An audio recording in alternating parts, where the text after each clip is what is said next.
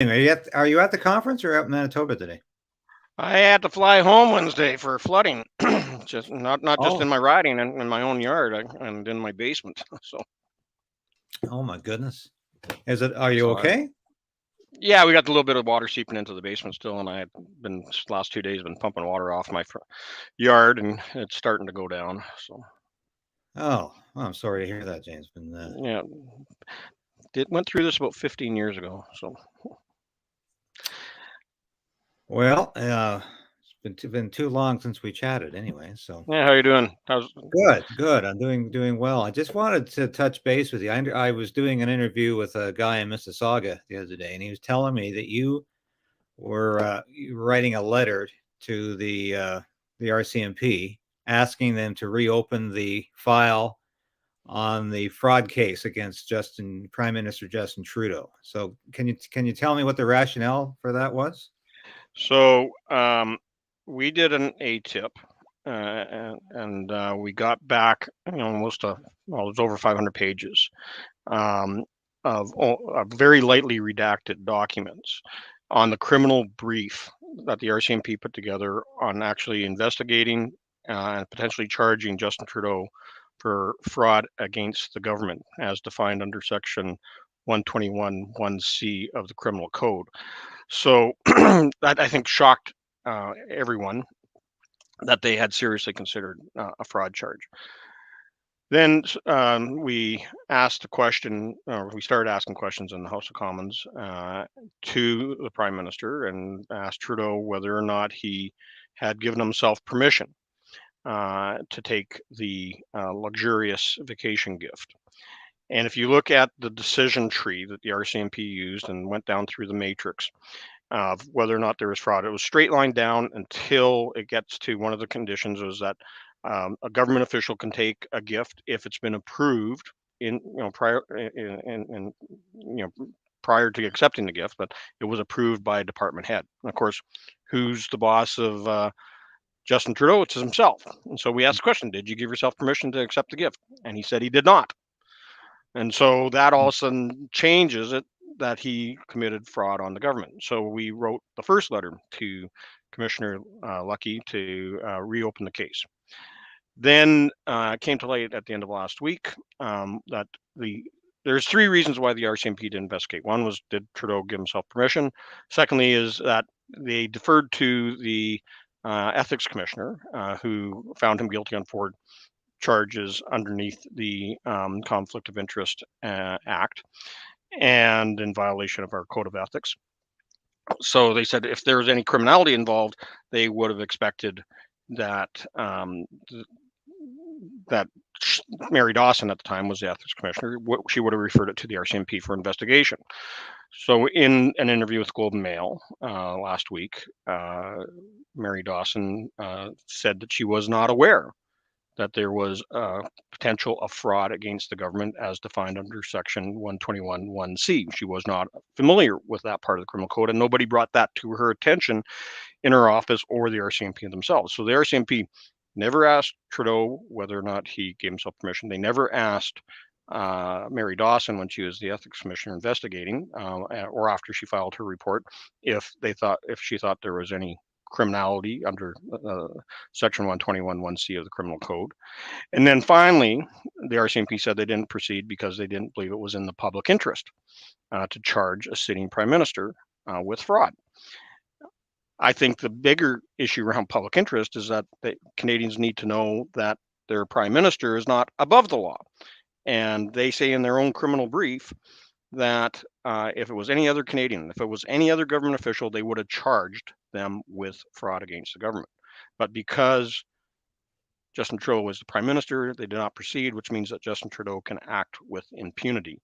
And he's not above the law and should be held to a higher standard than other government officials, not a lower one. So I think a lot of people found that justification very curious, to say the least, or suspicious. The fact that the RCMP would say it's not in the public interest to charge Justin Trudeau. I mean, certainly a lot of people would argue it's certainly in the public interest to charge Justin Trudeau.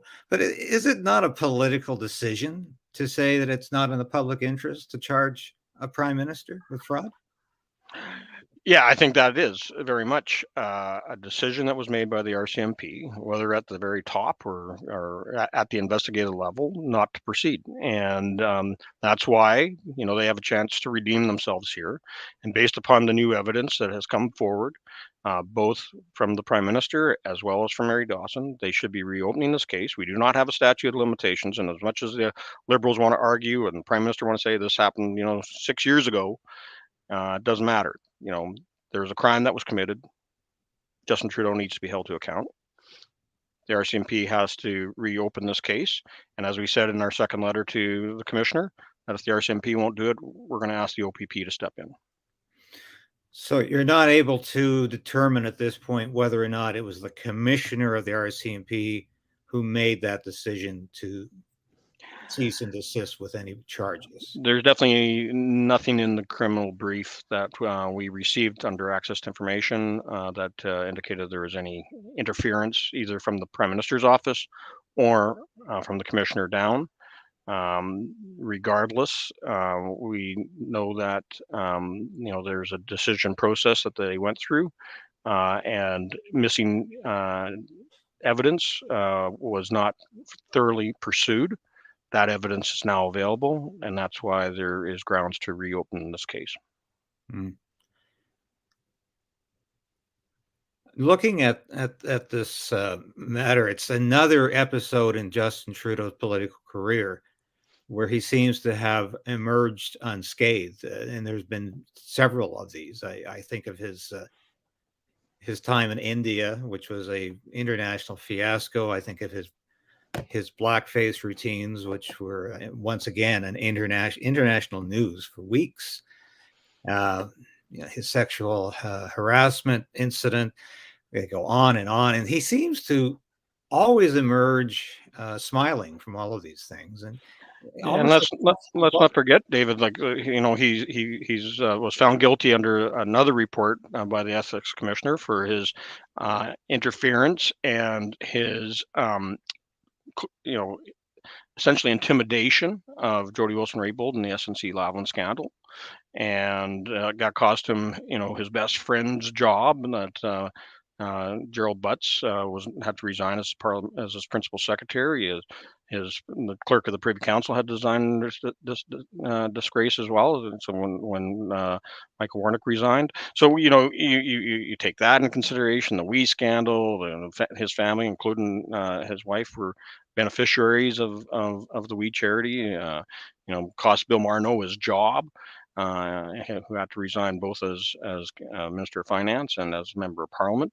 So you look at all this together. There's a litany of ethical breaches, but this is the first time that we can actually talk about criminality as well.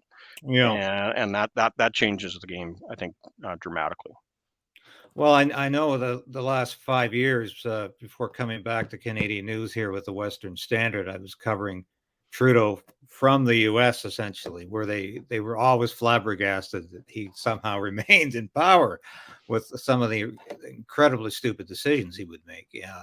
Do you think the charm is running out? Is his luck running out finally? Look, I'm not a big believer in polls, but the Liberals are definitely down in their numbers. Justin Trudeau firmly believes that the Liberals are where they are because of who he is, and what was true maybe in 2015 is true now as well. And so the shine has come off. I'm hoping the Teflon is worn off, and that some of these allegations will finally stick to him. Yeah.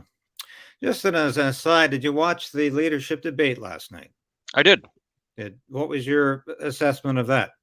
Well, first I'll declare my bias. I'm co-chairing the Pierre Poilievre campaign in Manitoba, so I thought Pierre did very, very well. I'll give Jean Charest credit. I thought he did better than I expected, and I think it was a hot and passionate debate, fiery at times. But I think that one thing Canadians are seeing is that Pierre Poilievre is a person that is going to be aggressive in pursuing the truth, He will defend strongly the positions of the Conservative Party, and that essentially, I think Canadians are hungry for a true choice between the different political leaders, and Pierre's given them that conservative choice that I think is so much needed at this point in time of history, and getting our fiscal house back in order, of protecting the freedoms and rights of Canadians, and at the end of the day, making us more prosperous. Yeah, I personally, I don't think you have another viable choice. I think Pierre is it. I've known Pierre for many years, and I really think he's grown into the job. So I hope, I certainly wish him luck, and I'm very happy to see you working for him in Manitoba. Well, thank you. We've been talking with Member of Parliament James Bezan, the Conservative Party's ethics critic, and good man. Thank you so much, James. This is David Creighton for the Western Standard, and look forward to talking to you again, James. You bet. Thanks for having me on the show, David, and congratulations on your job here at the Western Standard. Okay, see you soon. You bet. Bye-bye. Okay, I got to run to another